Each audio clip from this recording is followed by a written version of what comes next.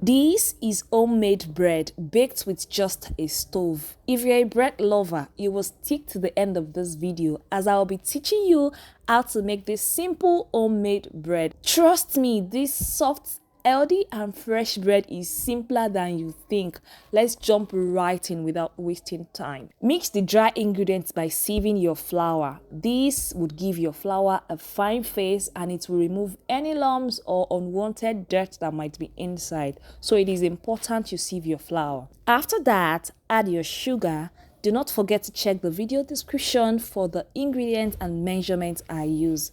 Add your salt and mix well. Once you're done, set aside and let's prepare our wet ingredients. Put a pan on fire. We want to melt the margarine. You can use butter if you wish. Put enough that will give you 2 tablespoons of melted margarine because that is what we need. After it has melted, off the stove and let it cool off a bit. Let's start combining the other wet ingredients.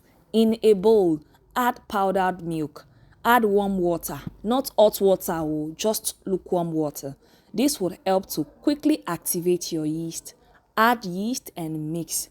To know if your yeast will be active, it will bubble a bit after mixing. Add your melted margarine, add a medium-sized egg and mix. So pour the wet and dry ingredients together and mix well. This is where it gets messy and interesting. I realized that this spatula I'm using will not do the job, so I used my hand instead.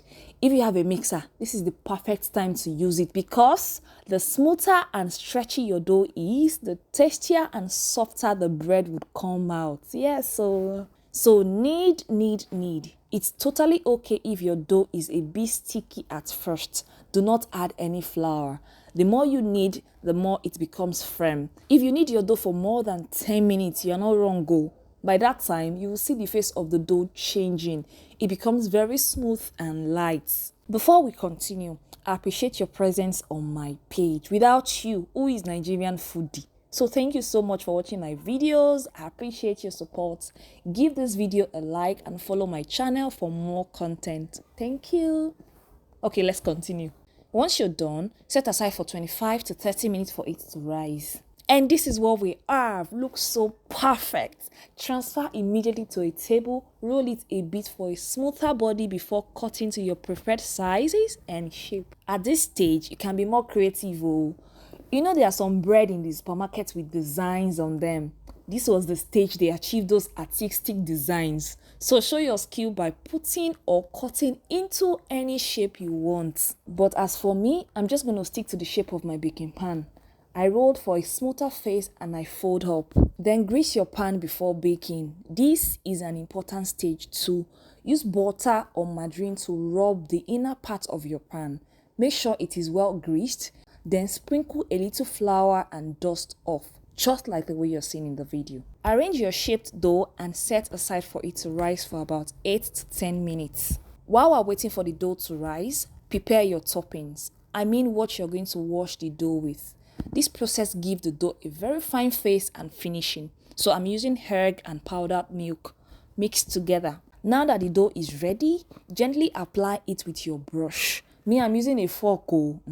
I lost my brush. Long story short. So once you're done, transfer into a large pot. But wait, before that, pour salt at the bottom of the pot. Yes, what you're seeing in my pot right now is salt. I already preheated it. That is why it changed color. So pour salt, place a melter that your baking pan can sit on, place your bread on it and cover for it to bake for about 20 to 25 minutes, depending on how brown you want your bread to be. After that, rub a little butter or margarine on the hot bread for some shining face. Are you seeing what I'm seeing? Wow. And look at that. Look at this now. Is it not beautiful? Homemade bread though. Hey.